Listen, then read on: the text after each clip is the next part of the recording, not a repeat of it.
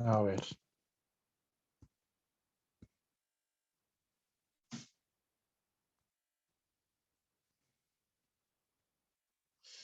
Entonces, ¿qué tenemos aquí? Vamos a ver. Nosotros la clase pasada comenzamos con eh, las funciones de onda en el dominio del momentum y de la posición, ¿cierto? Entonces nosotros básicamente habíamos dicho que la función de onda en el dominio de la posición no era otra cosa que la proyección del estado sobre la base de posición, ¿cierto?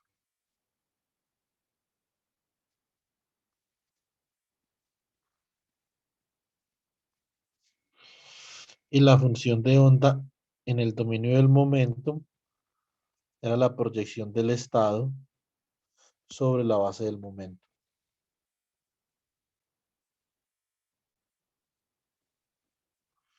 Entonces, esto es el bracket entre P y alfa. Muy bien.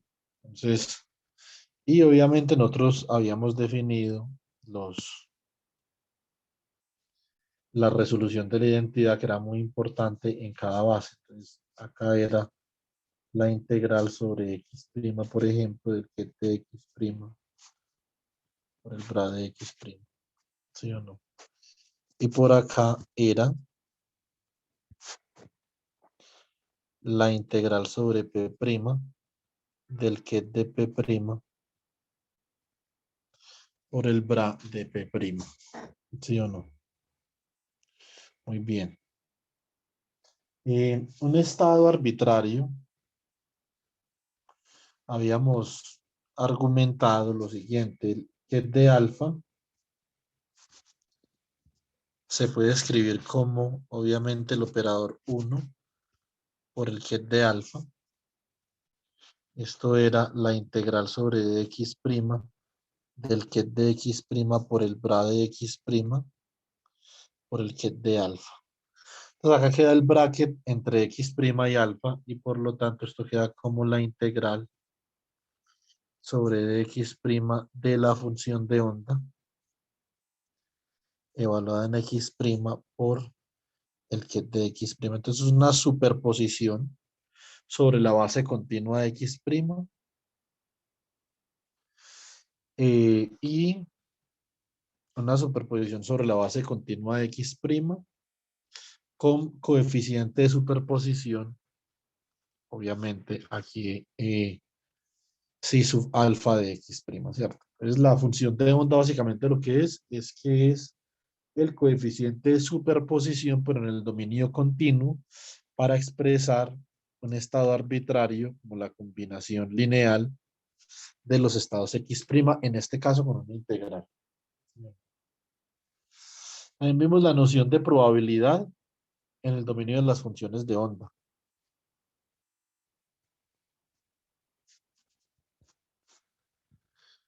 Noción de probabilidad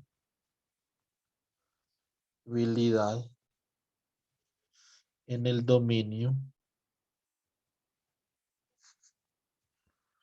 de las funciones de onda.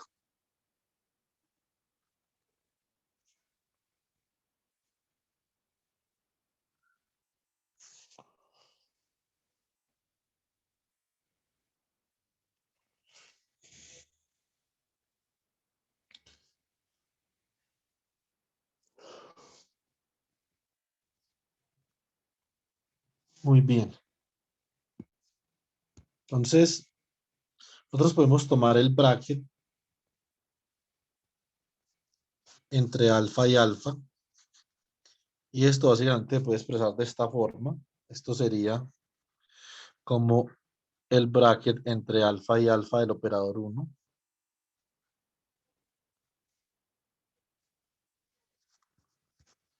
Y esto sería el bracket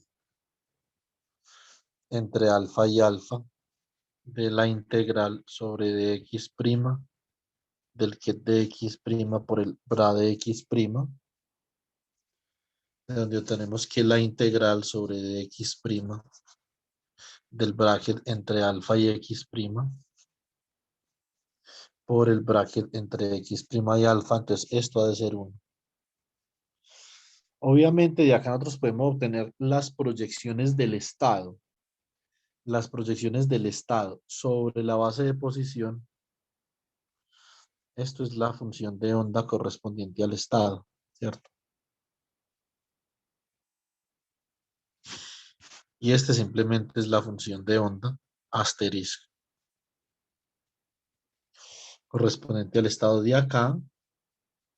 En la base continua obtenemos que la integral sobre dx' de psi sub alfa asterisco de x' o psi sub alfa de x' es igual a 1.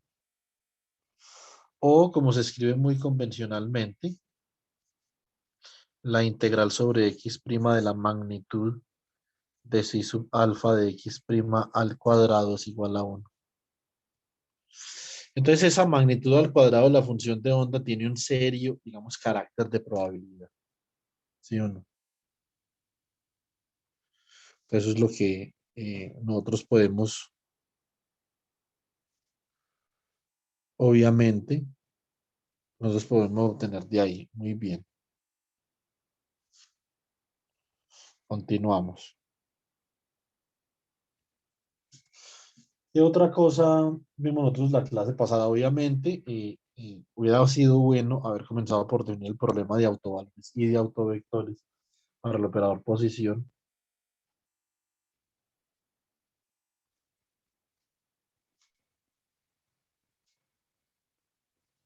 Este es un problema importante, pero recuerden que nosotros vimos la clase pasada que es imposible preparar un estado como un autoestado del operador posición. No podemos medir con precisión infinita la posición de una partícula, ¿cierto? Entonces, y de acá nosotros obtenemos, obviamente, que si nosotros tenemos, por ejemplo, un estado arbitrario X' y lo proyectamos sobre una base de posición, ¿eso qué implica? Esta función de onda, que básicamente también es un bracket, es delta X' menos X2'. ¿Eso qué significa? Que en el dominio espacial, la representación de este Ker es un delta. Un delta no es realizable físicamente, ¿cierto? Entonces, esto es una precisión infinita para nosotros localizar una partícula en el espacio. Esto no es realizable físicamente. Es decir, que no se puede preparar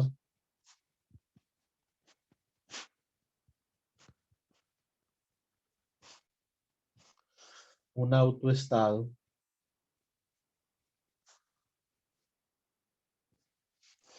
no se puede preparar un estado arbitrario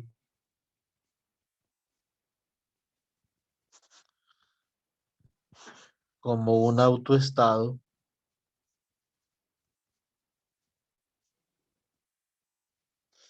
del operador posición.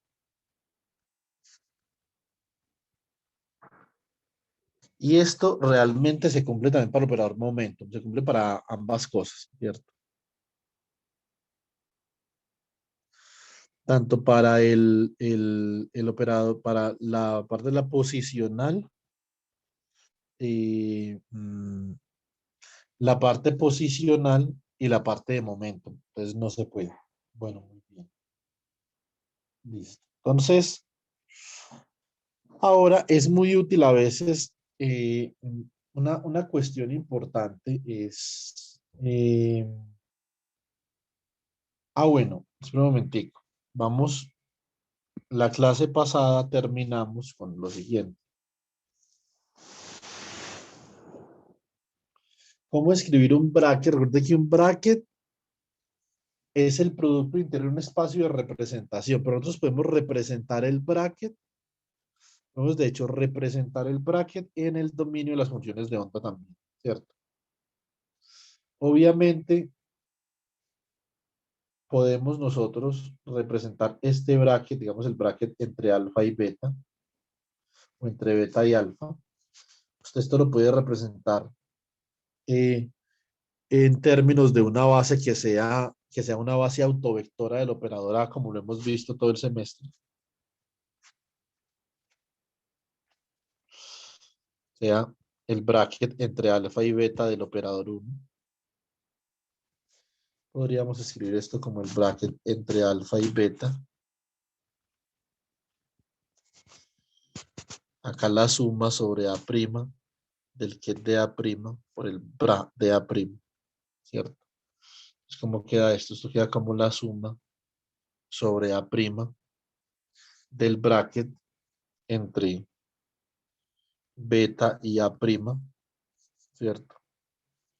Y aquí tenemos el bracket entre A' y alfa. Simplemente son dos constantes, ¿sí o no? O sea que acá sumamos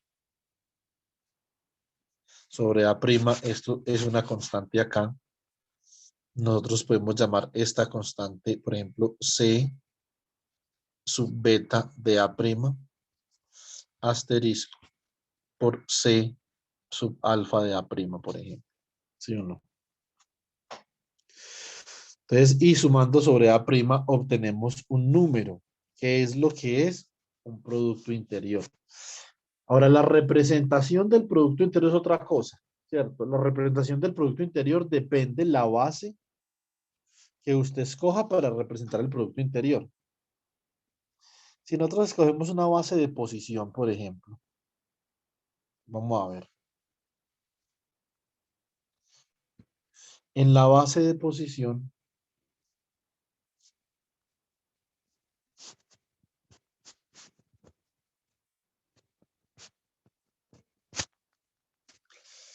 entonces nosotros obtenemos que el bracket entre beta y alfa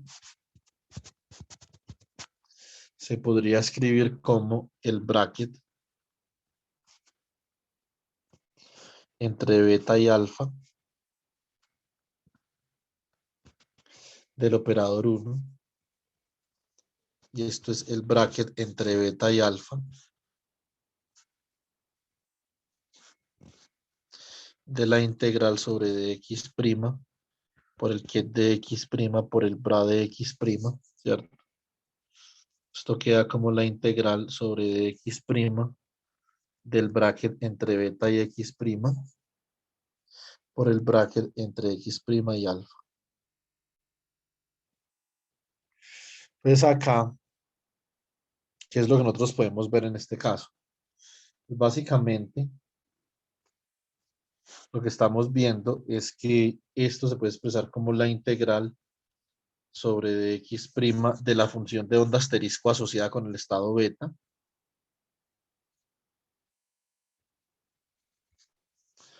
por la función de onda asociada con el estado alfa, ¿cierto? Entonces, esto es un producto interior. Así es como se construye el producto interior a partir de un espacio abstracto de representación. Es decir, una vez nosotros acá no sabemos cómo vamos a representar ni al ket de alfa ni al ket de beta. Eso es un misterio hasta que nosotros elegimos una base para representar.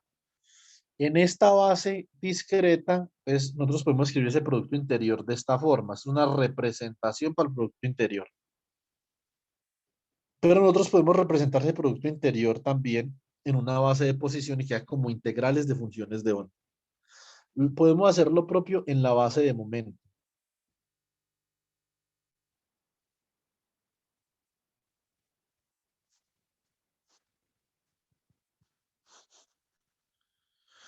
En la base de momentum, eh, en la base de momentum, ¿qué tenemos? Tenemos entonces el bracket entre alfa y beta. Entonces es igual al bracket, perdón, entre beta y alfa, igual al bracket entre beta y alfa del operador 1, ¿cierto? Y esto será igual al bracket entre beta y alfa de la integral sobre P' por el que es de P' por el bra de P', ¿cierto? Muy bien. Listo.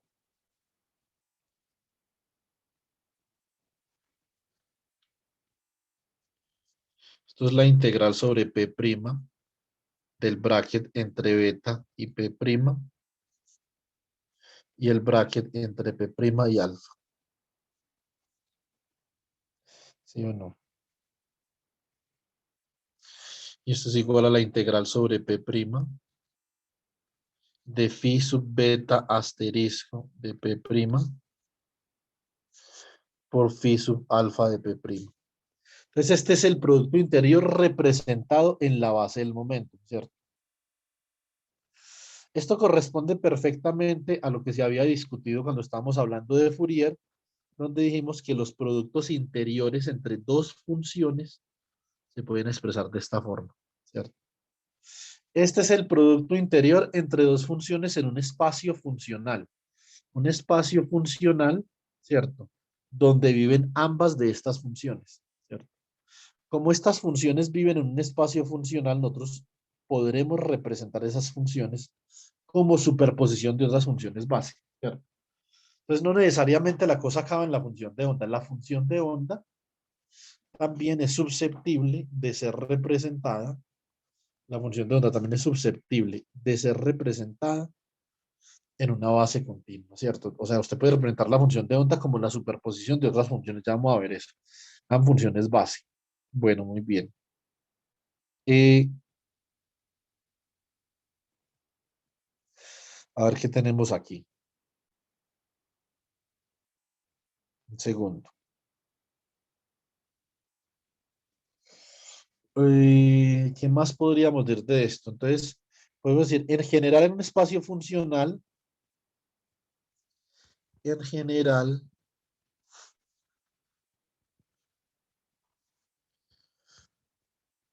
en un espacio funcional, podemos obtener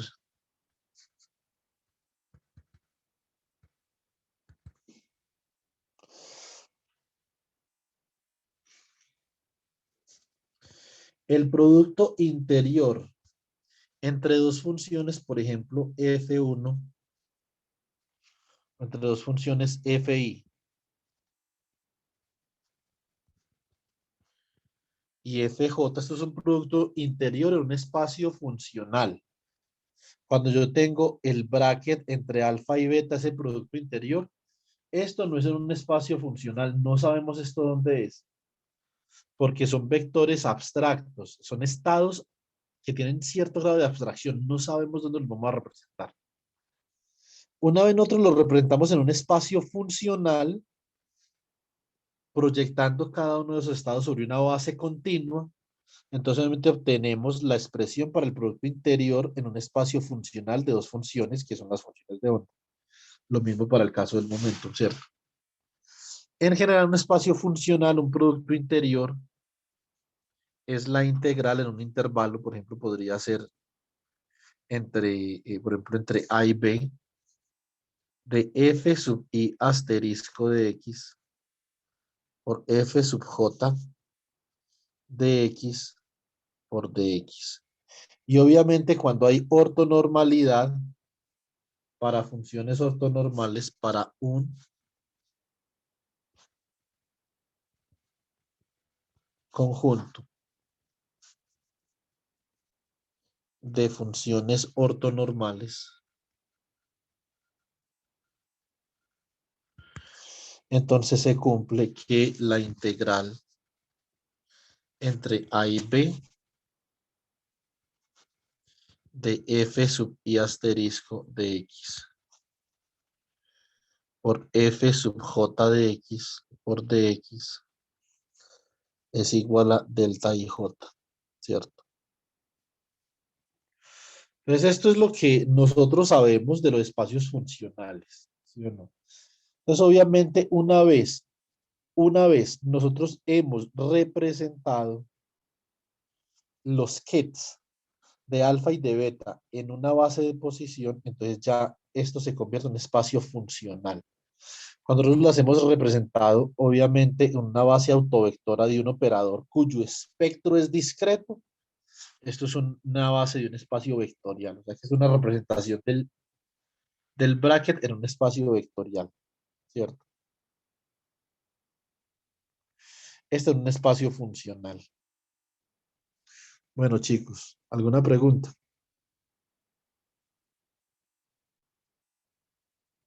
Cuando se refiere a espacio funcional, ¿hace referencia a la posición y al momento, a ese espacio? Un espacio funcional es esto, Andrés. Verá.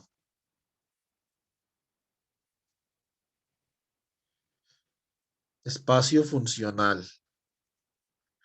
Un espacio funcional es un espacio que lo genera una base W, que es un conjunto linealmente independiente de funciones F1 de X, por ejemplo. Bueno, coloquemos phi para respetar la notación de los libros de análisis funcional.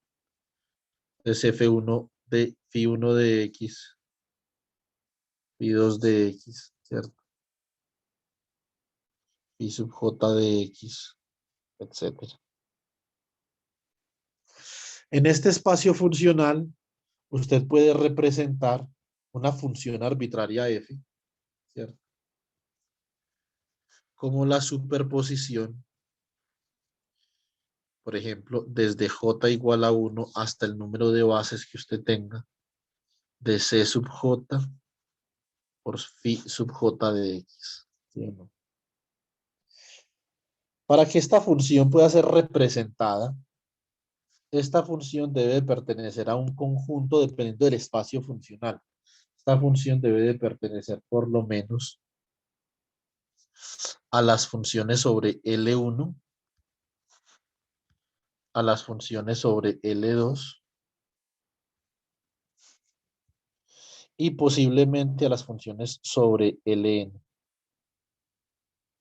¿Eso qué significa? Que esta función, si pertenecía a Ln para N1, 2, lo que sea,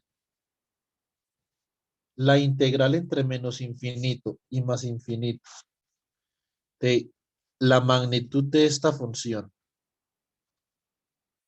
a la n de x debe ser estrictamente menor que infinito. O sea, esta norma enésima de la función debe ser menor que infinito, ¿sí o no? Entonces, para poder ser representada en este espacio funcional. Un espacio funcional es un espacio donde existe una base de n funciones base y toda función que vive en ese espacio funcional puede ser representada como la combinación lineal de las funciones base. Tal como un espacio vectorial, pero para funciones, ¿sí me entienden? Sí, sí, sí, entiendo.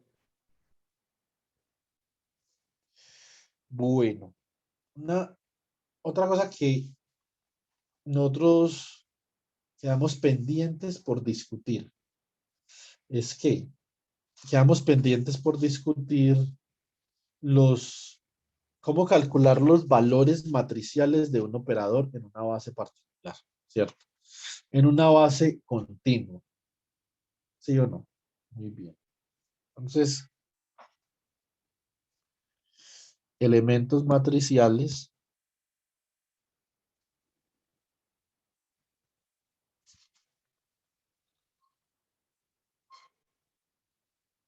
aunque podrías llamarse también funcionales del operador A.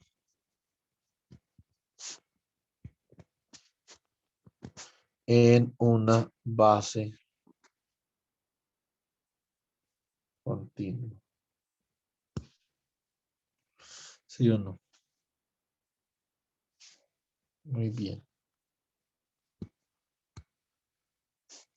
Entonces, ¿qué es esto? Básicamente lo que se nos pide acá es que nosotros calculemos el bracket entre beta y alfa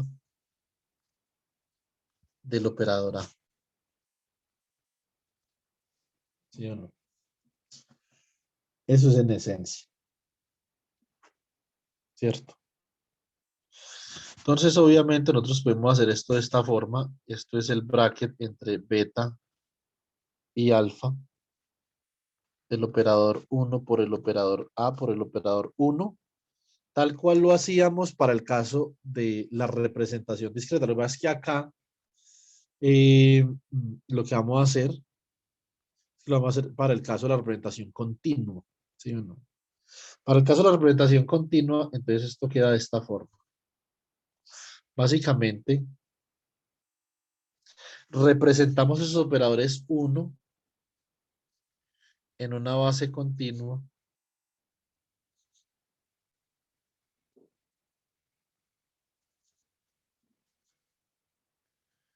x2' por el ket de x2' por el bra de x2', ket de alfa, la integral sobre x', integral sobre x2', del bracket entre beta y x', sí o no, por el bracket entre x' y x2' del operador A, por el bracket entre x2' y alfa. De la forma más general posible, nosotros tenemos que dejar los elementos matriciales escritos en términos de esta integral doble. Eso es lo más general posible. Ahora, uno podría particularizar, ¿sí o no? Podemos particularizar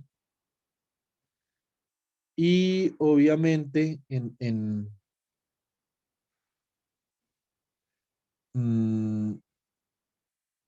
en ese proceso de particularizar, nosotros podríamos particularizar para el caso tal en el que el operador A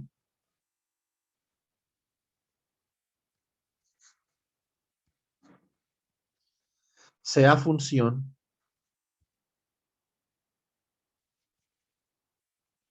o más bien sea una función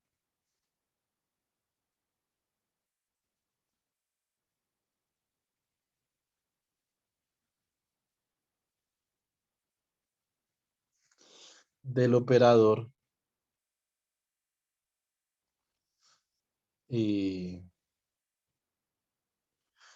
X, ¿sí o no?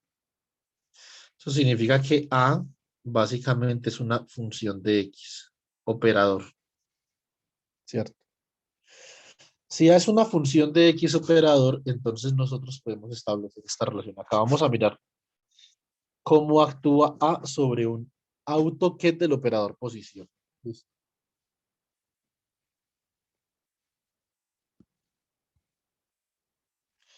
Entonces A, actuando sobre el get de X', por ejemplo, será F, que es una función que depende del operador X, actuando sobre el get de X'. Arbitrariamente podemos expresar esa función X como una serie de potencias, ¿cierto? Este operador X simplemente es igual a la suma desde n igual a 0 hasta más infinito de un coeficiente C sub n por el operador X a la n, ¿cierto? Y esto actuando sobre el ket de X'. Básicamente, si usted opera como X conmuta consigo mismo, porque es un operador y esto es independiente del tiempo, si usted opera con el operador X n veces sobre el ket de X', obtiene el autovalor n veces, ¿cierto?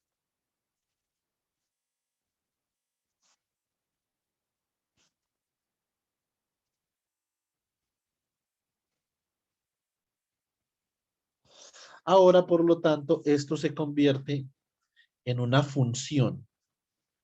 Esto se convierte en una función del autovalor del operador de la cual es función f, ¿cierto? Esto sería f de x' autovalor por el ket de x'. Eso significa que cuando una función de el operador x actúa sobre el autoestado del operador x, esto es igual a un autovalor que equivale a la función f evaluada en el autovalor del operador x, ¿cierto? Por el ket de x', ¿sí o no? Esto obviamente siempre y cuando esa función dependa del operador x. Si no depende del operador x, pues no vemos nada, ¿sí o no? Por lo tanto, obtenemos lo siguiente.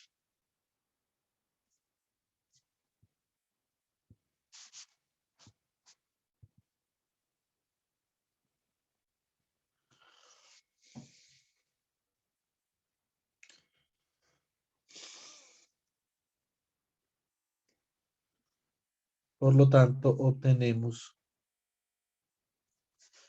que el bracket entre beta y alfa del operador A, escrito como la integral doble sobre x' sobre x2'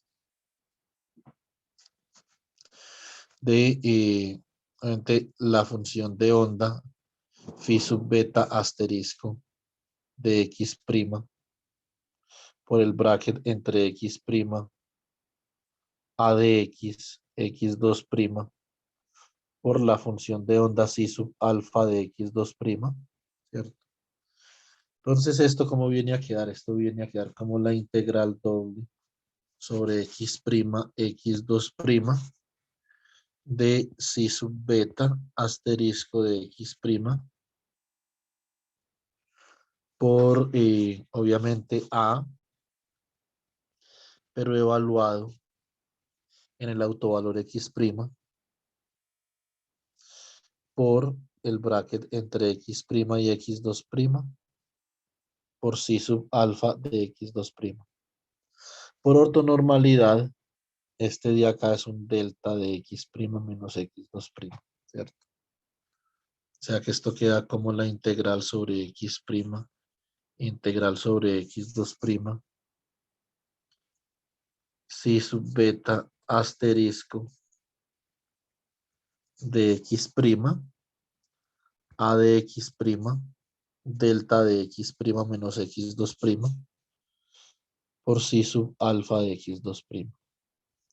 Implementamos el delta integrando con respecto a x2' y esto simplemente nos queda como la integral sobre x' de psi sub beta asterisco de x' por a y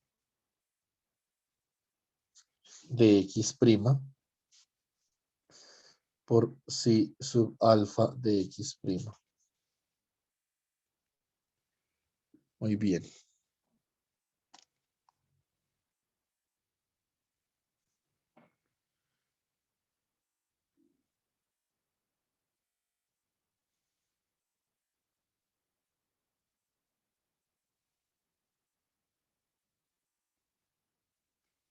Un segundo, chicos.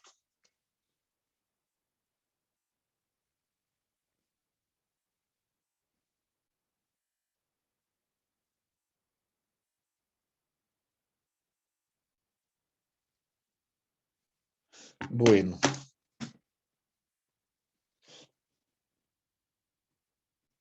entonces así quedan los elementos matriciales en la base de posición para el operador x', ¿cierto? Entonces, obviamente, siempre y cuando dependa del operador X, del operador posición. Si no depende del operador posición, pues entonces eso sí que no tiene mucho sentido, ¿sí o no? Bueno, pues esto es un cálculo importante. Entonces, ¿tienen alguna pregunta, chicos?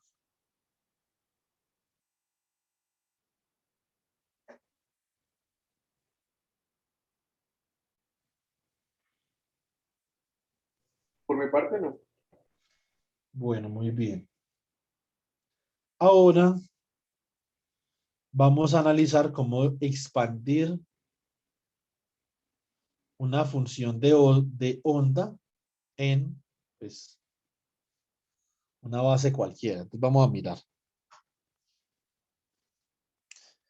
Recuerden esto para la semana entrante por si hacemos una actividad, por favor. Esto es muy importante, sobre todo, digamos que si uno está orientado a trabajar con física en estado sólido, esto se utiliza mucho. Consideremos un estado arbitrario alfa.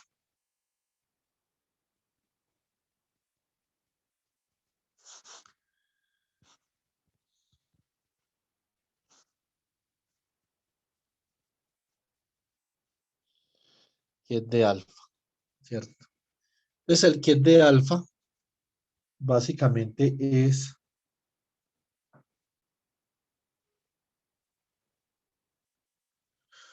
y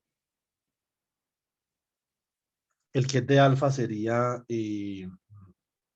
la suma sobre A' del ket de A' por el bracket entre A' y alfa. Que esto es lo que nosotros hemos llamado C de A'. ¿Sí o no? Ahora vamos a proyectar este estado sobre una base de posición. Pues obviamente el bracket entre X y alfa sería igual a la suma sobre A' del bracket entre X y A' por el bracket entre A' y alfa. De acá, obviamente nosotros sabemos que esto es una función, llamamos función de onda, porque es la proyección del estado. Es la proyección del estado sobre la base de posición. Esto pareciera una función de onda también, pero no es la proyección del estado. ¿Es la proyección de quién? Una base. Es la proyección de una base que es una base autovectora del operador A sobre la base de posición. Por lo tanto, la proyección de una base sobre la base de posición la llamamos función base. Entonces, esto es U sub A' de X, ¿cierto? Así, nosotros podemos demostrar que si encontramos una base obviamente más conveniente para expresar la función de onda se puede expresar como si sub alfa de X igual a la suma sobre A' de C sub A', ¿cierto? Que sería este de acá, por esta base U sub A' de X, ¿cierto? Esto es básicamente, esto es como una representación de Fourier, pues, ¿sí o no? O más bien, una representación de Fourier es como esto, porque esto es mucho más general. Hay veces, por ejemplo, que las funciones de onda, una función de onda para una partícula, cualquiera, se dice esta función de onda, digamos, phi de X, la voy a expresar yo como 1 sobre la raíz de 2 que multiplica a este orbital molecular, por ejemplo, phi sub A de X, más este orbital molecular phi sub B de X. Entonces, esta función de onda es la superposición de estos dos orbitales, ¿cierto? Típicamente esto exhibe un tipo de interferencia constructiva cuando usted obtiene la probabilidad. A este tipo de orbitales o este tipo de función de onda se le llama bonding, ¿cierto? Se le llama la función de onda de enlace o de bonding, ¿cierto? Entonces podemos dejarla así. Y la función de onda de anti-bonding, si barra de X, o de anti-enlace podría ser como algo así.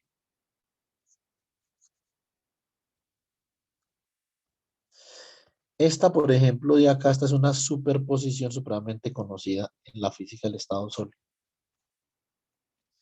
Para resolver el átomo de hidrógeno, el átomo de helio, etcétera, etcétera, ¿cierto? Estos son los orbitales bonding y antibonding, que básicamente viene de este mismo principio, que yo la función de onda la puedo expresar como la superposición de otras funciones bases, siempre y cuando esas otras funciones bases sean más convenientes que mi función de onda, ¿cierto? Siempre es expresar algo en términos de la base más conveniente. Preguntas, chicos.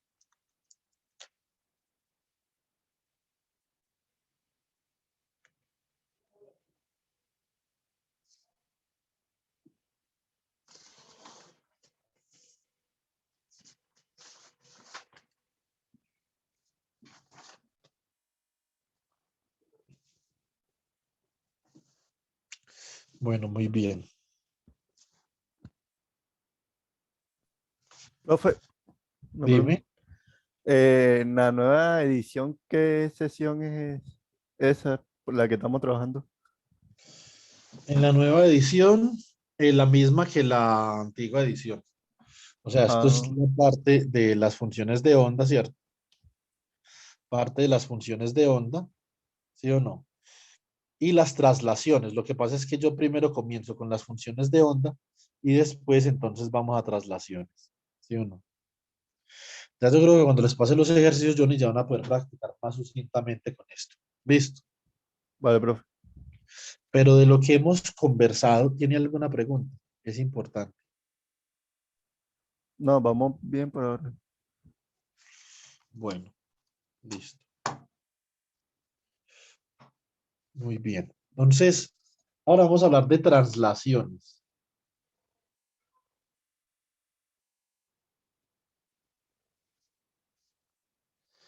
Para hablar de traslaciones, vamos a introducir un teorema muy importante.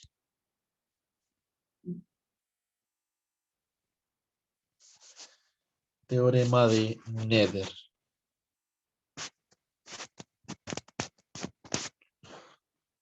Esta era una física alemana de nombre Emmy Nether.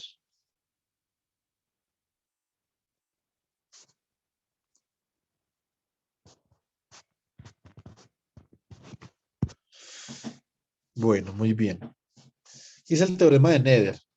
En la mecánica cuántica, bueno, en física de sistemas cerrados, cuando el sistema está cerrado, existen ciertas simetrías del sistema que están asociadas con leyes de conservación, ¿cierto? Entonces, por ejemplo, nosotros podemos asociar unas simetrías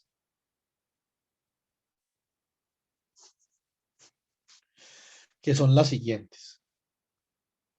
Podemos hablar de la simetría de invarianza traslacional.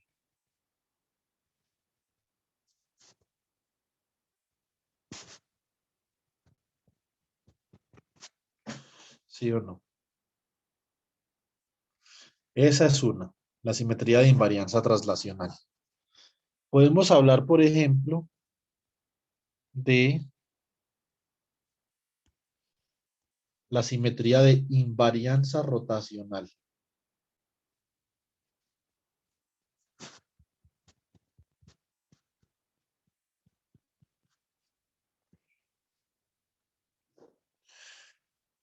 Y podemos hablar, por ejemplo, de la simetría de invarianza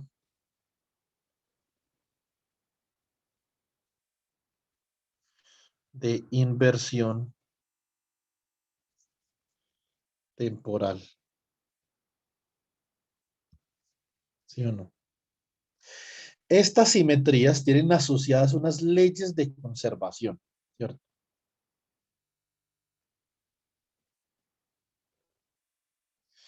Es por acá, vamos a colocar leyes de conservación.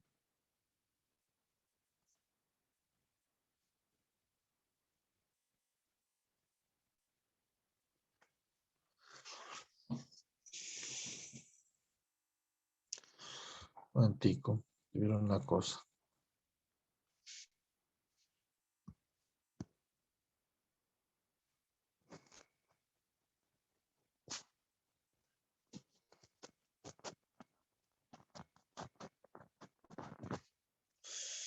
Y para cada una de estas simetrías existe un generador.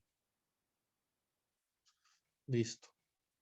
Vamos a llamarlo generador de traslaciones, generador de rotaciones y generador de traslaciones en el tiempo. Esos van a ser los generadores de cada una de estas simetrías.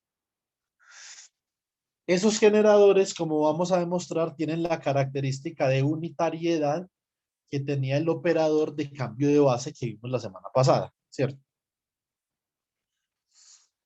Ahora, ¿qué leyes de conservación tienen asociadas estas simetrías? Entonces, esta es conservación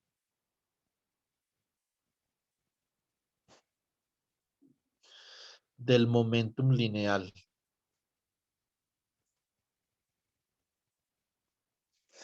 La conservación del momentum lineal está asociada con la invarianza traslacional, ¿sí o no?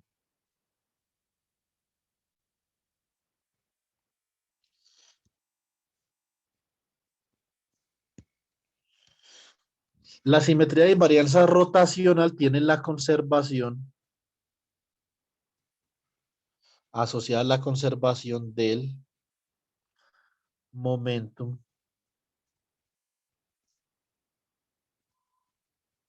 angular. Y la simetría de invarianza de inversión temporal, del cambiar T por menos T, tiene asociada la conservación de la energía.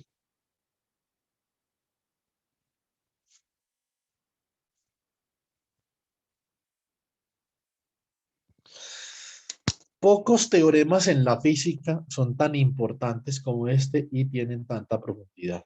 Esta vaina es realmente importante, ¿sí o no? Entonces, eh, listo. A ver.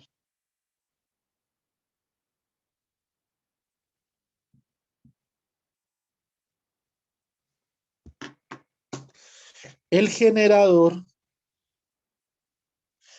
el generador de la invarianza traslacional es un generador que va a tener que ver con el momentum, porque la simetría de invarianza traslacional tiene una ley de conservación asociada, que es la conservación del momento. Entonces, el generador es algo como E a la menos I sobre H barra por el operador momentum por un desplazamiento, ¿cierto? Ese es el generador asociado a la simetría de invarianza traslacional. Y lo llamamos generador de traslaciones. El generador asociado a la simetría de invarianza rotacional es uno que ya conocemos en este curso ampliamente porque lo trabajamos en el primer corte y yo les puse un ejercicio sobre ese generador. Es E a la menos I sobre H barra por un generador de rotaciones que pueden ser tres tipos de generadores: momento angular orbital, momento angular espino, momento angular total. Cualquiera de los tres generan rotaciones. Este operador J, que puede ser cualquiera por un ángulo delta phi, ¿sí o no? Muy bien. Y el generador de traslaciones temporales asociado a la invarianza de inversión temporal es este,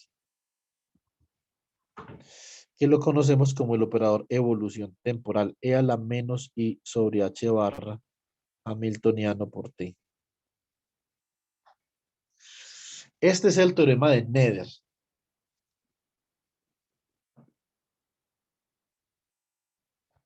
Esta es una vaina seguramente importante en física. Ahora, ¿qué sucede, por ejemplo? ¿Qué sucedería en el caso tal de que, qué sucedería en el caso tal de que se rompiera una de esas simetrías? Pues obviamente cuando se rompe una simetría, entonces también nosotros estamos diciendo que se rompe una ley de conservación, ¿sí o no? Pero eso no es lo más importante. Ahora, estos generadores se vuelven no unitarios, ¿sí o no? Eso es lo más importante.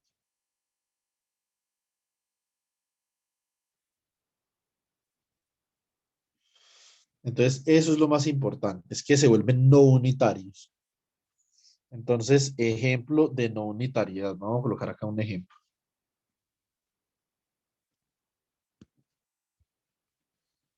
Ejemplo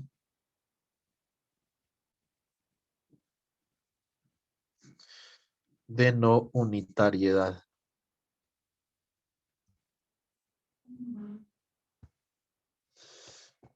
Un segundo, chicos, por favor.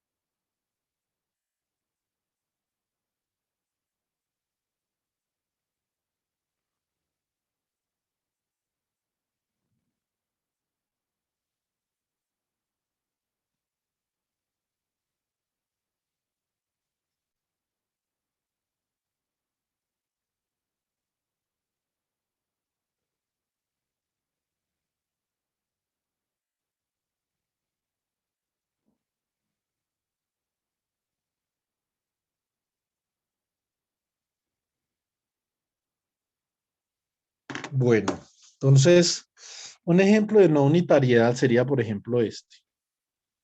Cuando cuando hay conservación de energía, significa que la invarianza de inversión temporal es una de las simetrías del sistema, ¿cierto? Entonces, por ejemplo, esto se cumple para un sistema cuántico cerrado.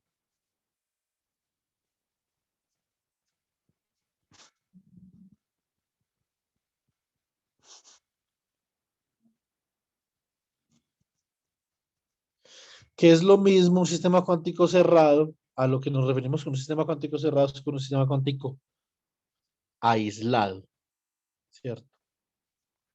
Es decir, no hay intercambio, no hay intercambio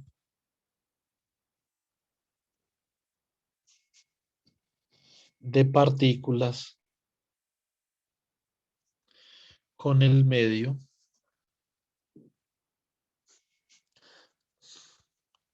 ni intercambio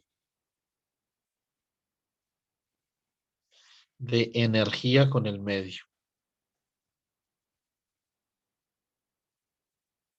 O sea, no hay flujo de calor. Palabras más, palabras menos, ¿cierto? Muy bien. En ese tipo de sistemas,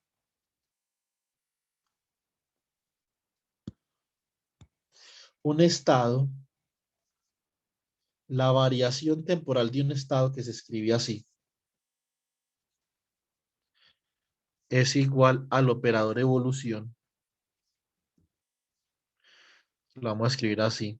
Un operador que genera traslaciones. ¿Sí o no? Este es el generador de las traslaciones temporales. Traslaciones temporales que permiten desplazar el estado desde T0 hasta T. Y esto obviamente está actuando sobre un estado, sí, que se encuentra en T0. ¿Cierto?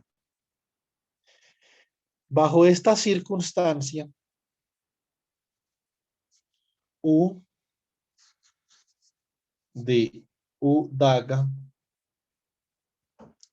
de T, T0 por U de T, T0 es simplemente el operador 1. Por eso a esto se les llama evolución unitaria.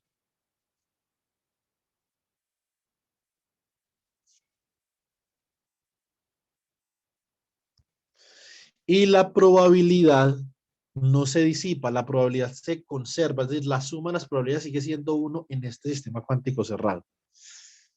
Cuando tenemos un sistema cuántico abierto,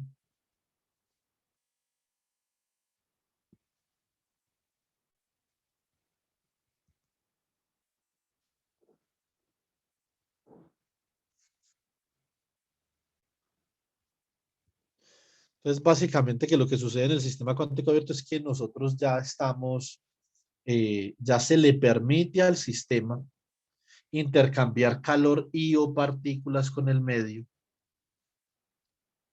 Eso levanta una simetría, rompe una simetría y por lo tanto rompe una ley de conservación. Hay otra cosa que están asociadas con estas simetrías que son muy importantes, es que es el degeneramiento.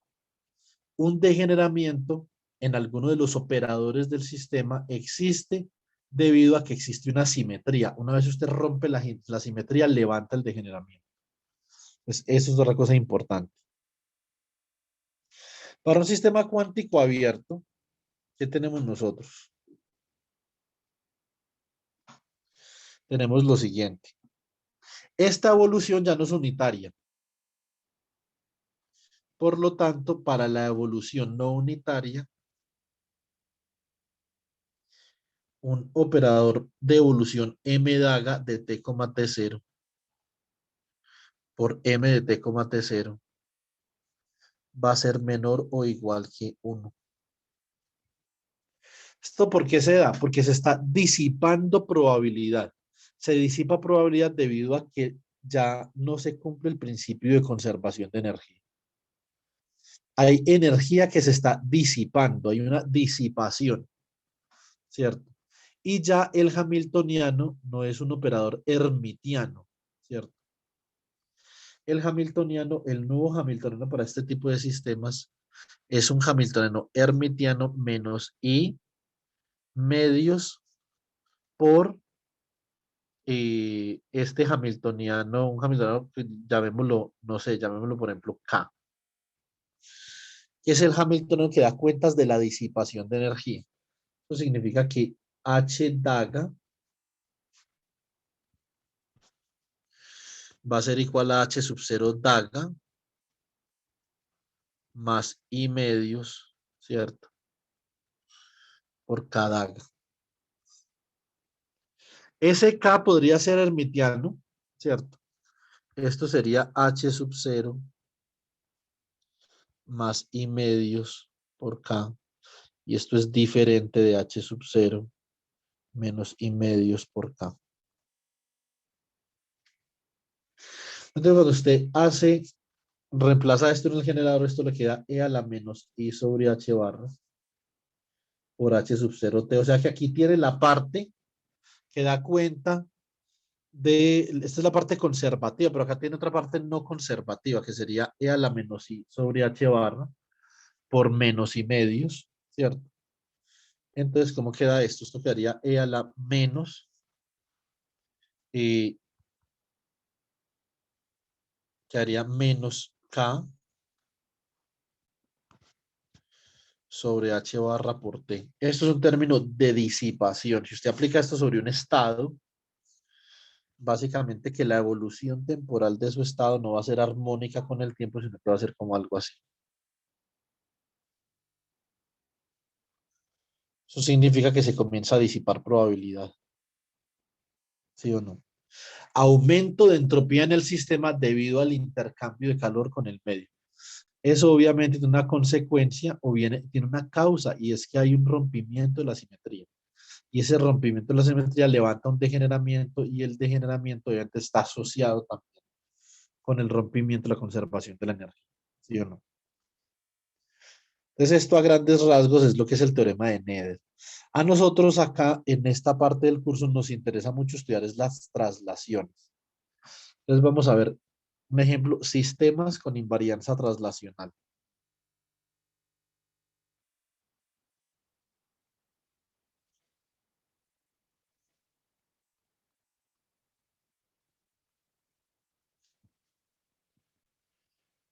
Translacional.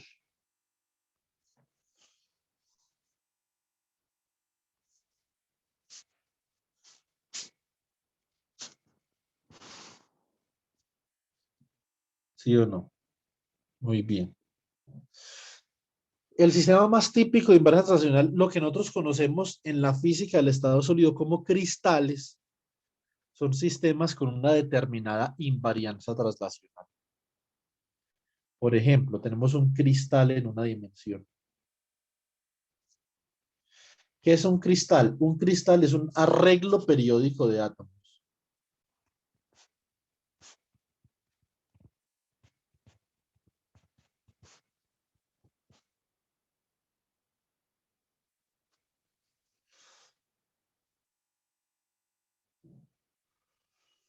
¿Cierto? Entonces,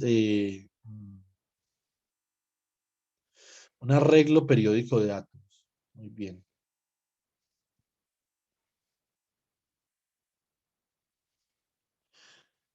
Nosotros podemos arreglar acá átomos periódicamente en una dimensión. Periódico significa que este átomo de acá se va a repetir cada, digamos, cierta distancia.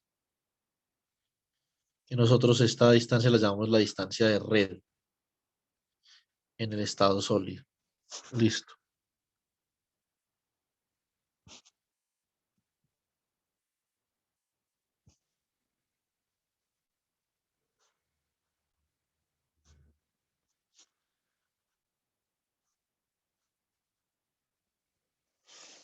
Entonces, esto es periódico. Con periodo, obviamente, A. ¿Sí o no? Estos son átomos de un solo tipo. Yo puedo obviamente pensar, yo podría pensar en esta invarianza traslacional en términos de la función de onda, ¿cierto? La invarianza traslacional es realmente el alma, la invarianza traslacional es el alma de esta vuelta acá, ¿sí o no? ¿Por qué? Por la siguiente razón.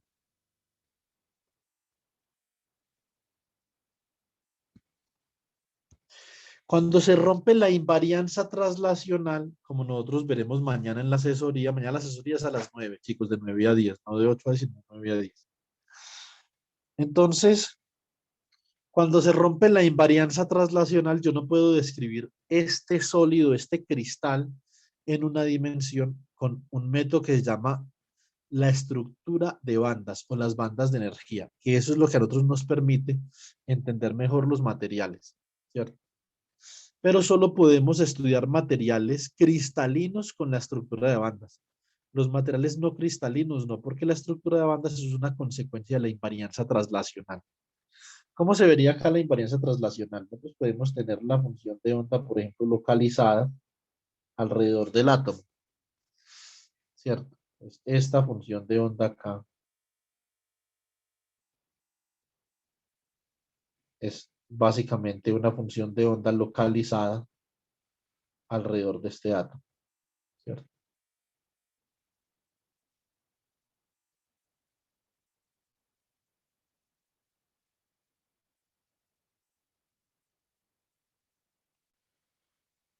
Y tenemos, obviamente, las otras funciones de onda también van a estar localizadas alrededor de este átomo. Y realmente la función de onda de este sólido va a ser idéntica alrededor de cada átomo debido a que los electrones en los átomos no están interactuando. O sea, todas estas funciones de onda que yo voy a dibujar acá son idénticas la una de la otra. Es decir, si usted aplica una traslación a este sistema de A unidades, realmente usted va a estar viendo exactamente lo mismo, ¿sí o no? Yo podría decir acá que esta es una consecuencia, por ejemplo, o como consecuencia más bien yo podría escribir esto. Por ejemplo, phi de x más a es igual a phi de x. Más generalmente phi de x más n veces a siendo un entero es igual a phi de x. Aquí obviamente está expresada la invarianza traslacional en términos de funciones de onda, ¿cierto? Como ustedes pueden ver, si ustedes se trasladan en a unidades, van a tener exactamente la misma función de onda. ¿Sí o no?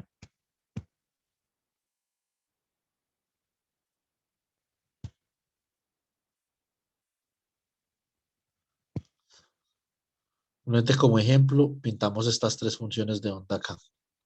Esto es un sistema que tiene invarianza traslacional, ¿cierto? En una dimensión. Hay otros sistemas con invarianza traslacional, por ejemplo, en dos dimensiones. Un cristal en dos dimensiones.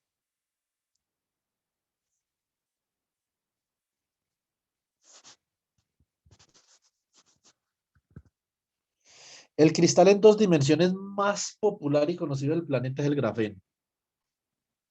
No hay otro más popular, no existe. ¿Qué es el grafeno? Son hexágonos cuyos vértices son átomos de carbono, ¿cierto? Eso es lo que es el grafeno.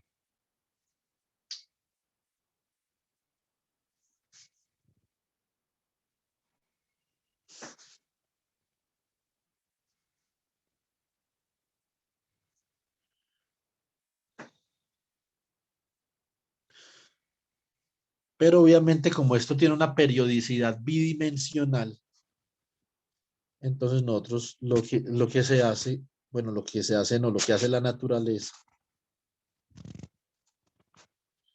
es que repite periódicamente esos hexágonos. ¿Sí o no? Acá hay una repetición periódica de estos hexágonos. Acá también hay una invarianza traslacional. Entonces es un poquito más complicada la invarianza traslacional acá porque estamos en 2 dimensiones.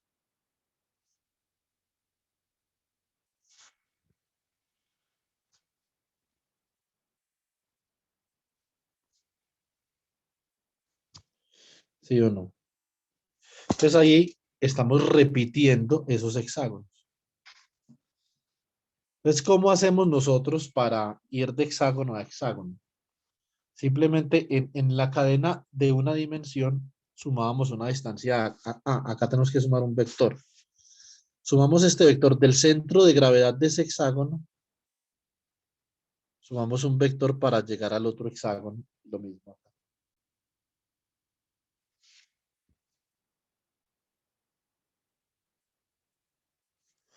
Estos se llaman, esto acá, se llaman vectores de red, ¿cierto? Entonces, por ejemplo, A1 y este es A2. Necesito 2 vectores de red para moverme por toda la red del grafeno. Acá hay una invarianza traslacional. ¿Cómo? Este átomo de acá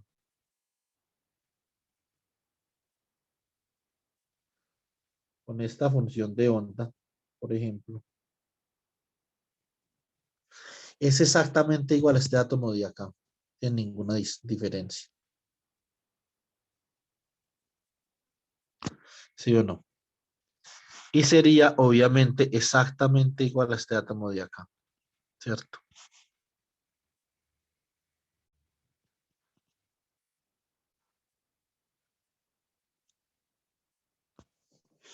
Debido a la periodicidad. Por ejemplo, vamos a ver. Este átomo de acá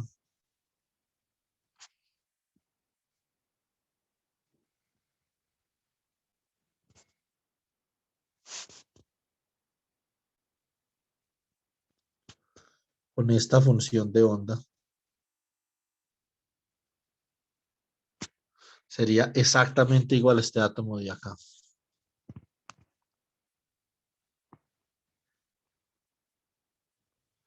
Entonces acá nosotros comenzamos a ver la invarianza traslacional. Existen formas de romper la invarianza traslacional. Estos son átomos de carbono. ¿Sí o no?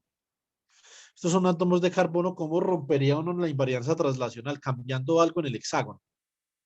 ¿Sí o no? ¿Y qué podemos cambiar? Lo que podemos cambiar en el hexágono es, por ejemplo, podemos sustituir un átomo de carbono por un átomo de nitrógeno. Eso rompería la invarianza traslacional. Y por lo tanto, ese átomo de nitrógeno típicamente se llama impureza, ¿cierto? Si la impureza no es periódica también, rompemos la invarianza traslacional, porque usted podría, por ejemplo, cambiar este átomo de carbono acá por uno de nitrógeno en cada una de estas esquinas y seguiría teniendo una invarianza traslacional. Pero si lo cambia en un solo lugar o en algunos lugares de una forma no periódica, rompe la invarianza traslacional, ¿cierto? Estos son sistemas con invarianza traslacional. Ahora, cuando nosotros nos referimos a una rotación, a una traslación en mecánica cuántica,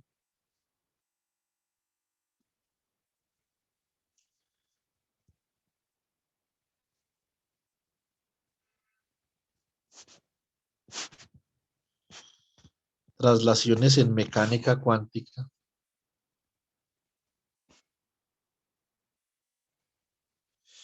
entonces ¿a qué nos referimos nosotros? En mecánica cuántica, nosotros pensamos, por ejemplo, en una función de onda, digamos, más o menos bien localizada alrededor de un punto. Veamos, por ejemplo, acá. Esta es una función de onda que está localizada, digamos, acá alrededor de X'. Esta función de onda corresponde a un estado, ¿cierto? Digamos que esta función de onda es la función de onda que corresponde al ket de alfa. Si yo aplico un operador traslación sobre el ket de alfa, entonces yo puedo trasladar la función de onda en una cantidad, por ejemplo, no sé, de X', ¿sí o no? Entonces esto acá es una traslación. Acá esto está en una posición X' más de X'. Se llama una traslación infinitesimal de la función de onda, ¿cierto?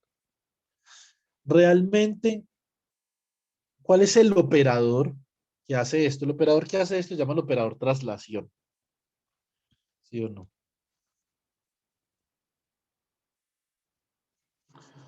Operador traslación, que como vamos a ver en últimas cuentas, es un generador de traslaciones, por lo tanto es un generador del teorema de Nether, ¿cierto?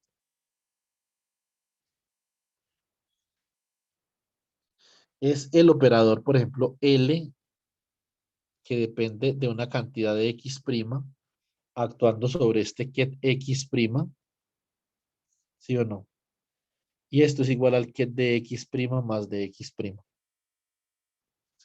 Entonces ahí está la traslación, ¿cierto? Entonces, es básicamente lo que nosotros tenemos.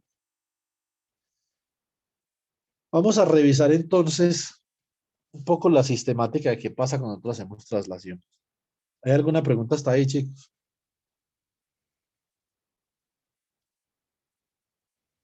Por el momento no. De mi parte no, profe.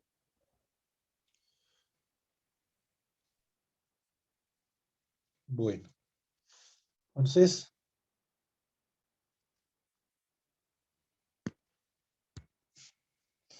este ket de alfa, por ejemplo, lo podemos trasladar al aplicar el operador traslación que depende de X' sobre el ket de alfa. Y el ket de alfa, obviamente, ya sabemos que lo podemos representar de alguna forma. Yo no sé, que esto sería el operador traslación de dx', ¿sí o no? Por la integral sobre X' por el ket de X', por el bracket entre X' y alfa, ¿cierto? Cuando yo introduzco el operador dentro de la integral, entonces, ¿cómo me queda esto?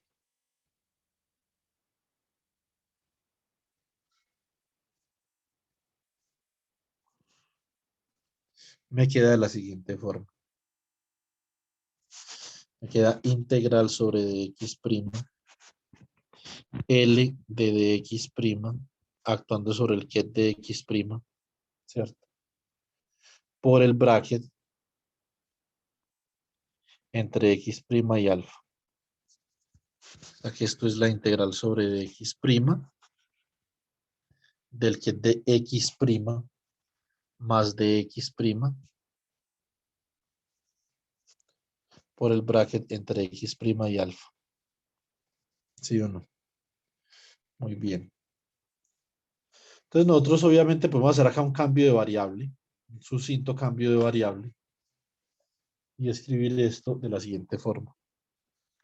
Si nosotros decimos que X', por ejemplo, es X' más de X', es igual a X2', pues este cambio de variable de acá.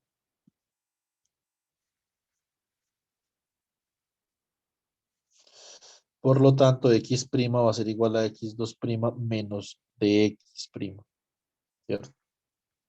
Como son simplemente variables de integración, volvemos a cambiar la variable. Hacemos pues de X' igual a X2', ¿cierto? O sea que esto queda como la integral sobre X' del ket de X' por el bracket entre X' menos de X' y alfa. Entonces, la versión trasladada en X' del ket de alfa básicamente es la superposición de funciones de onda desplazadas, ¿cierto? Entonces, como vemos acá, esto sería psi sub alfa de x menos de x' por el ket de x'. ¿Sí o no? Bueno, muy bien. Ahora vamos a analizar. Miremos unas propiedades de este operador.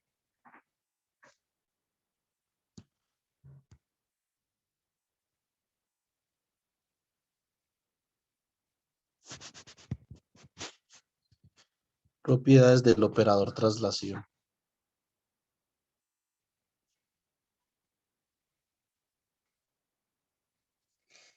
¿Cierto? Entonces, conservación de probabilidad, ¿sí o no? La probabilidad se conserva. Eso quiere decir lo siguiente. A ver, conservación de la probabilidad.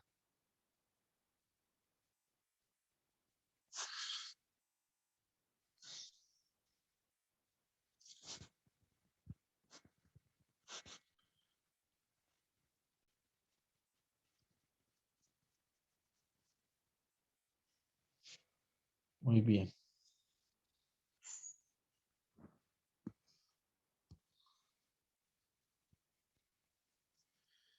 Nosotros tenemos que el bracket entre alfa y alfa,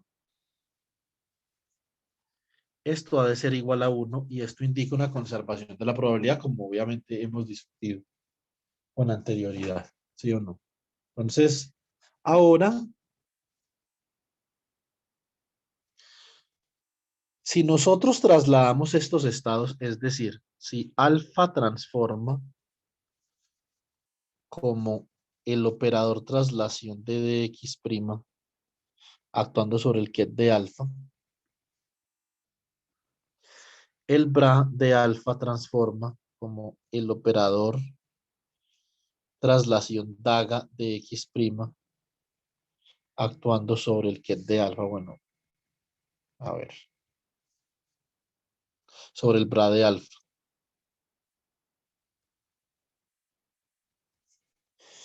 Eso significa que este bracket de acá transforma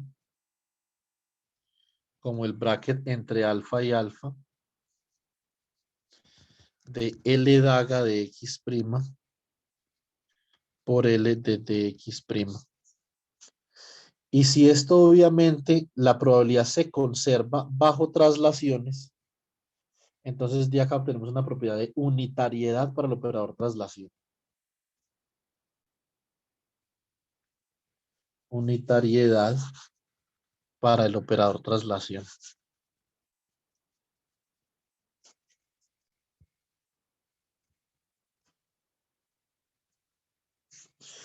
Dice obviamente L daga de dx' por L de dx', simplemente es el operador 1. Eso significa que para que la probabilidad se conserve bajo traslaciones, este operador debe de ser eh, unitario, ¿cierto? Es un operador unitario si conserva la probabilidad. Y obviamente, como ya vimos, está asociada con la simetría, está asociada con leyes de conservación, etcétera, etcétera, etcétera. ¿Cierto? Muy bien. Bueno.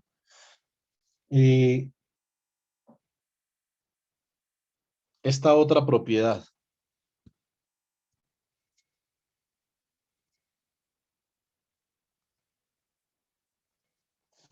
Entonces, el operador traslación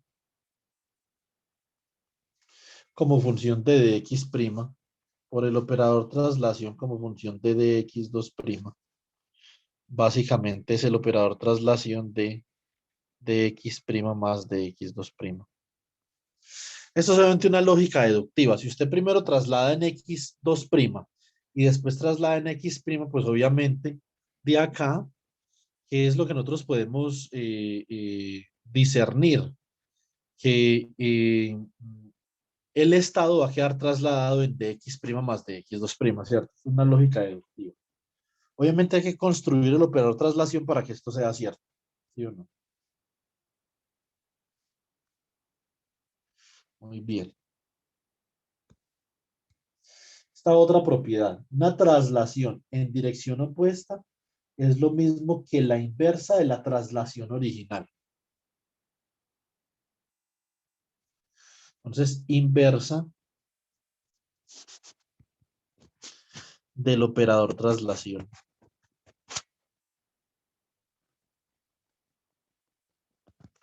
Usted trasladar en una cantidad menos de X' es lo mismo que operar inversamente con el operador traslación que depende de X'. ¿Listo? Esto obviamente es también una lógica deductiva. Usted devolverse de X' significa invertir la traslación. ¿Sí o no? Y por último, para traslaciones infinitesimales,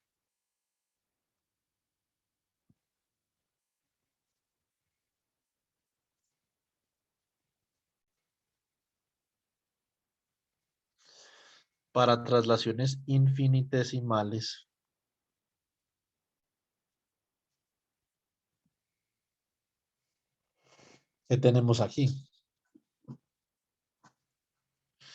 Tenemos que el límite cuando dx' tiende a 0 del operador traslación de X' debe tender a 1. Esto obviamente, todas estas propiedades del operador traslación son pura lógica deductiva, ¿sí o no? Pues obviamente aquí no hay, digamos que, aquí no hay una razón axiomática detrás de la construcción de estas propiedades para el operador traslación. No. ¿Cierto? Entonces, por eso nosotros comenzamos con esta lógica deductiva para que obviamente nos quedara fácil comprender por qué estas propiedades del operador traslación surgen. Yo diría que la única propiedad del operador traslación que es medio axiomática es la primera, porque obviamente esto está sujeto al axioma de la conservación de la probabilidad, ¿cierto? Es decir, que la probabilidad se debe de conservar si es un sistema que manifiesta las simetrías del teorema de Nether ante cualquier transformación, ¿cierto? Entonces, el sistema debe ser invariante o su conservación de probabilidad debe de ser invariante ante traslaciones. Entonces, porque si usted traslada el sistema, realmente la física sigue siendo la misma si usted está en X' o en X' más de X'.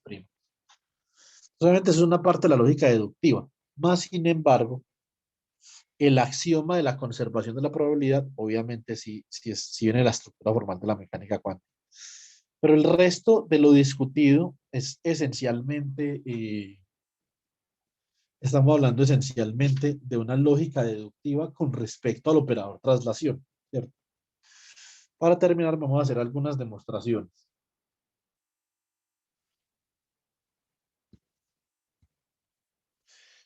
Demostración.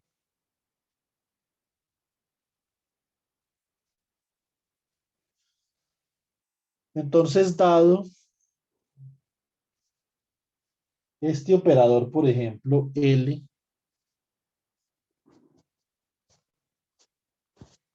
de dx' igual a 1 menos i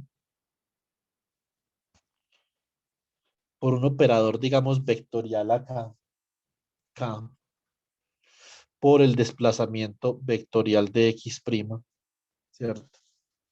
Básicamente que si nosotros podemos demostrar que este operador de alguna forma cumple con las propiedades que nosotros hemos especificado, para nosotros determinar este operador y su forma funcional, simplemente tenemos que ver quién es K, ¿sí o no?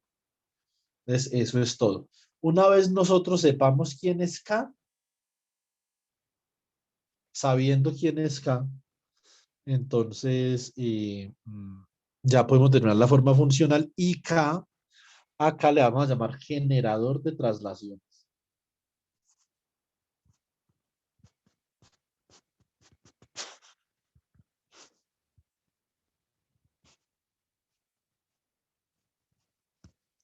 ¿Cierto? Entonces, muy bien. Continuemos por acá. Bueno, entonces tenemos, vamos a mirar esta forma, vamos a mirar esto acá. L daga de dx' por L de dx'. Esto básicamente sería 1 más I por K daga punto de X prima por 1 menos I por K punto de X prima. ¿Cierto? Pues estamos considerando traslaciones infinitesimales, entonces obviamente los términos que son de X prima al cuadrado pues no contribuyen acá, ¿cierto?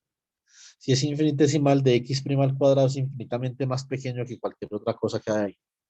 Entonces, esto es 1, ¿cierto? ¿Qué nos queda acá?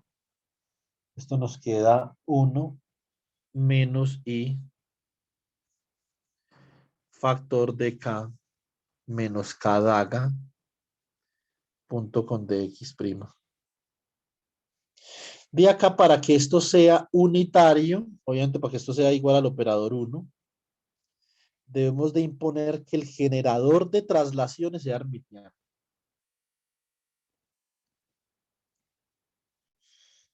Generador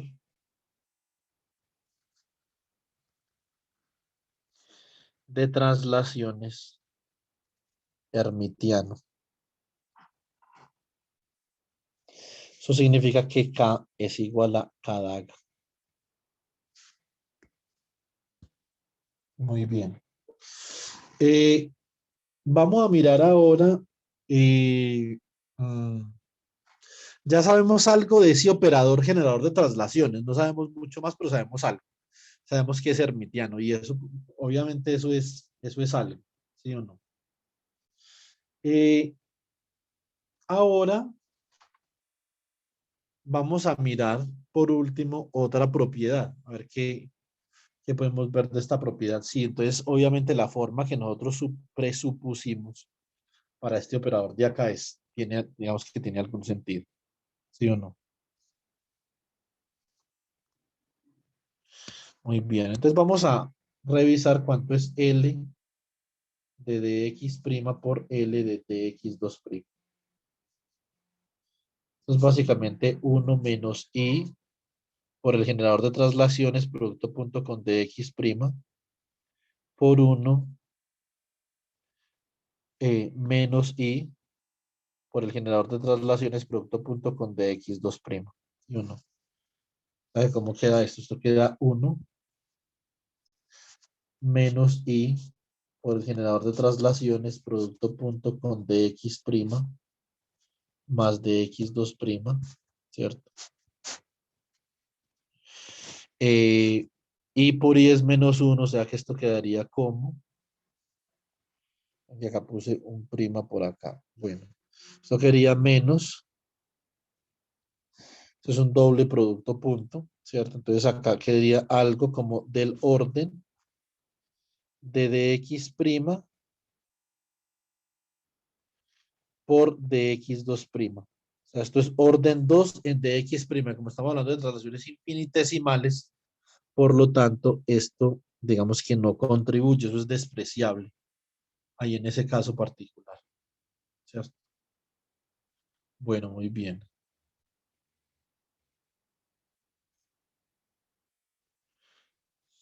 Listo. Entonces, esto obviamente sería igual a una traslación en dx' más dx2'. O sea que realmente bajo esta forma funcional que nosotros hemos adoptado para el operador traslación, entonces nosotros muy bien podemos verificar que esto es cierto. ¿Sí o no? Bueno, ¿qué otra cosa podemos verificar acá? Faltan 3 minutos, necesito que me regalen 5. Regalen 5, no, que me regalen 2, en 5 minutos acá. Entonces, nosotros podemos analizar esta situación. Obviamente, nosotros tenemos que determinar quién es ese generador de traslaciones. Este ejercicio realmente tiene que ver con eso.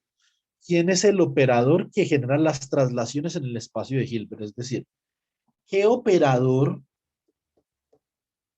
K genera X' más delta más de X'? El que es de X' más de X'. Esa es la pregunta.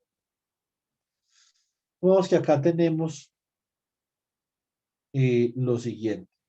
Tenemos el operador X por el operador traslación, actuando sobre dx, perdón, que depende de x' por el que de x', ¿cierto? Entonces, obviamente, el operador traslación actúa, esto queda como x por el que de x más de x', ¿cierto? Y este problema de autovalores queda como, bueno, esto es, digamos, x' acá, ya como x' más de x', ¿cierto? Por el que de x' más de x'. ¿Sí o no? Vamos a hacer lo contrario. Primero, vamos a aplicar el operador x sobre el que de x', y después vamos a aplicar el operador traslación sobre el que es resultante. Entonces, ¿cómo queda esto? Esto queda el operador traslación por x' factor de el que es de x'.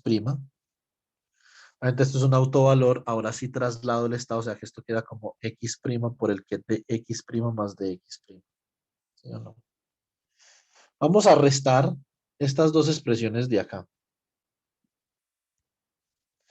Podemos restar esta de acá y podemos restar esta de acá, ¿cierto?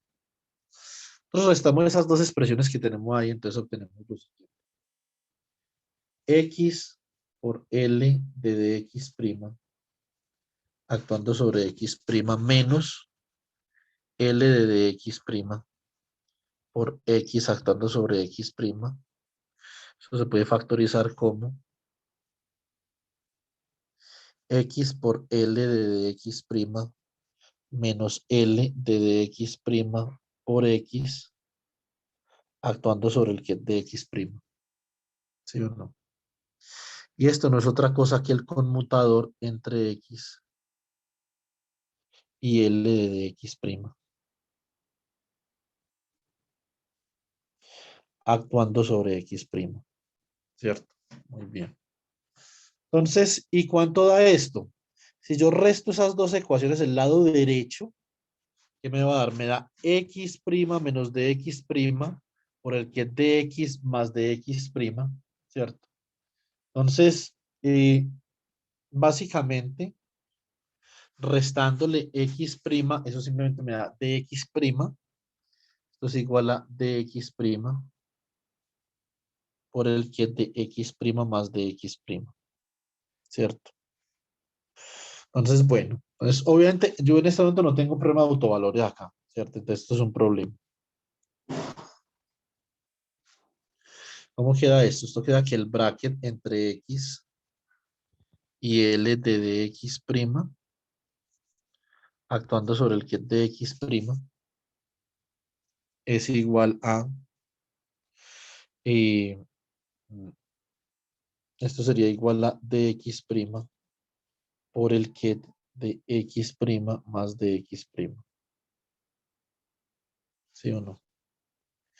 Nosotros podemos decir que esto es aproximadamente igual a dx' por el que de x' siempre y cuando haya la traslación sea por una cantidad infinitesimal, ¿cierto? Y de acá obtenemos esta otra relación importante. Obtenemos que el bracket entre x' y L de dx' es aproximadamente igual a dx'. El bracket no, perdón. ¿Qué digo el bracket? El conmutador, ¿cierto? Cuando nosotros pensamos en esta situación, obviamente de acá nosotros podemos obtener lo siguiente. Si nosotros, obviamente, restringimos el conmutador entre estos dos operadores a que sea igual a esto,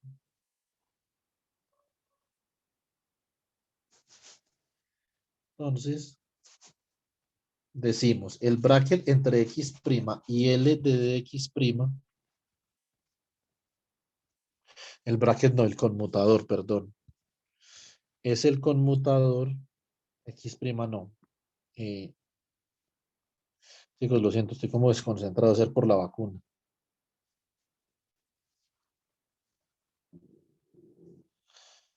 Entonces, a ver, esto es en verdecito. Este es este operador. Entonces acá, ¿qué obtenemos? Tenemos acá en rojito. Esto es básicamente X y este ¿quién es? Esto es 1 menos I por el generador punto de X prima, ¿cierto? Entonces, vamos a hacerlo escalar simplemente para saber quién es K, porque si lo hacemos para una dirección, podemos saber las otras. Entonces, considerando el caso escalar, tenemos que el conmutador entre X y L de dx' es igual al conmutador entre X y 1 menos I por el operador K por dx', ¿cierto? Entonces esto es el conmutador entre X y 1. Esto da 0, porque es una escalar, menos I por el conmutador entre X y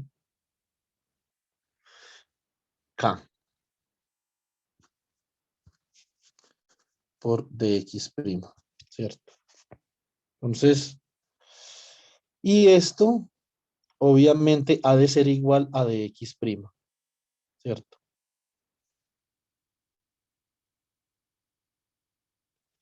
Entonces acá la pregunta del millón es realmente, ¿quién es K? ¿Qué operador de los que nosotros conozcamos tiene tal propiedad para que esto sea K? ¿Sí o no? Entonces obviamente la respuesta es que el operador K debe de ser el operador momentum. Momentum es el generador de traslaciones.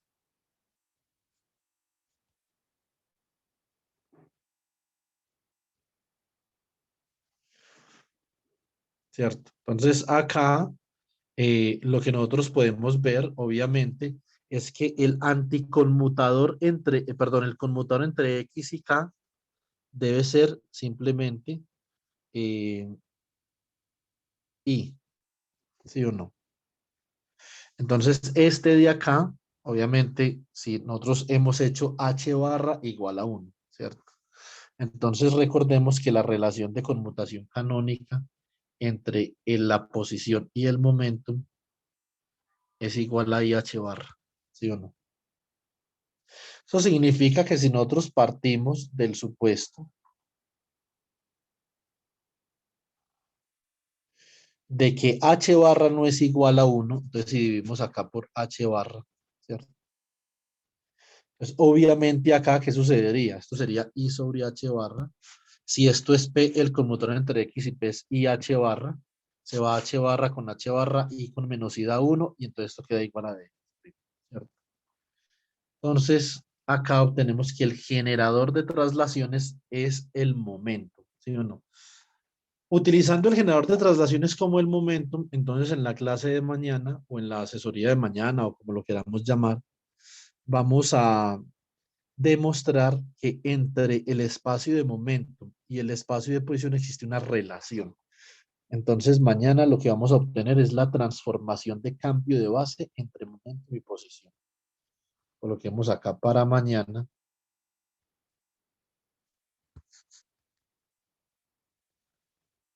Transformación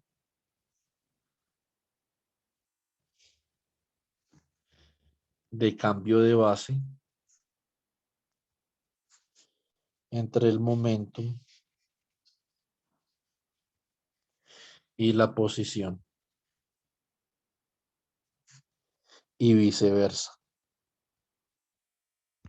Esto se hace con análisis de Fourier. Entonces, bueno, nosotros vamos a demostrar que desde el espacio de los Hertz y los Bras, la transformada de Fourier emerge naturalmente, muy naturalmente, como una transformación de cambio de base entre momento y posición. Bueno, entonces vamos a grabar este PDF para podérselos enviar. Acá podemos colocar Quantum Mechanics.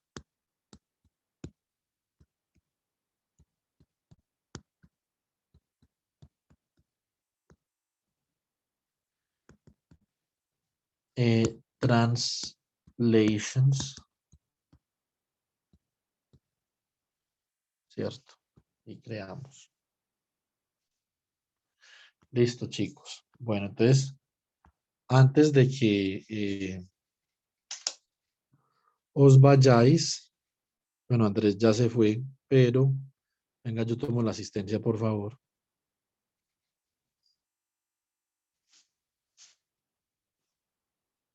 Listo, chicos, muy bien.